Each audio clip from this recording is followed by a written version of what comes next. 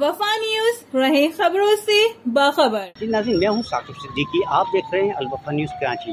امیر جماعت اسلامی پاکستان سراج الحق نے ملیر کے علاقے میں لگائی جانے والی الخدمت کی خیمہ بستی کا دورہ کیا ہے۔ آئیے چلتے ہیں، دیکھتے ہیں کہ آج سراج الحق نے دورے کے موقع پر میڈیا سے کیا گفتگو کریں گے۔ آئیے چلتے ہیں۔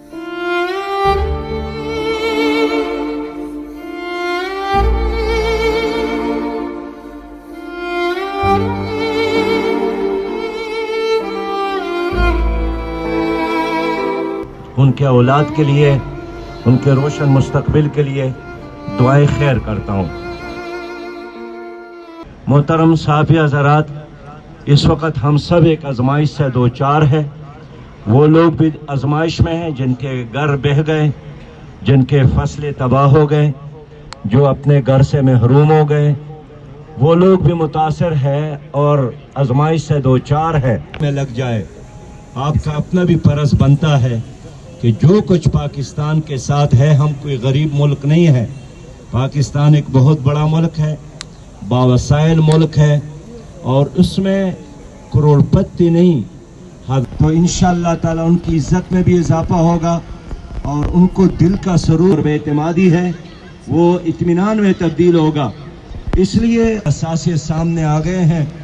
آج میں نے اس کیمپ کا دورہ کیا، اور میں اس علاقے کے لوگوں کا، جماعت اسلامی ضلع ملیر کے پوری ٹیم اور تنظیم کا، ان کے امیر محمد اسلام صاحب اور ان کی پوری ٹیم کا شکر گزار ہوں کہ انہوں نے جس خوبصورت طریقے سے اس کیمپ کو اندرونی سندھ سے آئے ہوئے مہمانوں کے لیے سجایا ہے اور بنایا ہے۔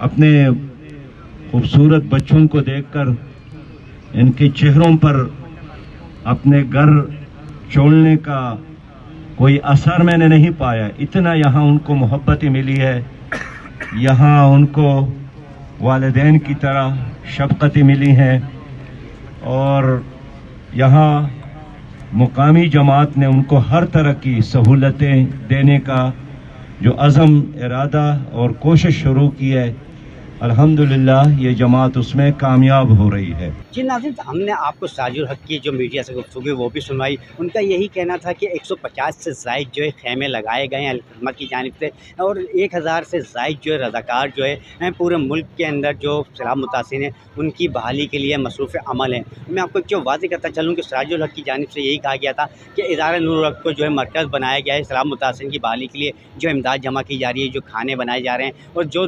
لوازمات ہیں، جو خیمہ بستی لگائی گئی ہے، ان تمام چیزوں کو ادارہ نور الحق کی جانب سے وہیں سے جو ہے کنٹرول کیا جاتا ہے، اور پورے ملک میں جتنے بھی سیلاب متاثرین ہیں ان سب کی بحالی کے لیے اس وقت جو ہے جماعت اسلامی بڑھ چڑھ کر جو ہے خدمات پیش کر رہی ہے۔ مگر اس سے پہلے ہمارے چینل کو لائک بھی کیجیے اور سبسکرائب بھی کیجیے، اور دیکھتے رہیے الوفا نیوز کراچی۔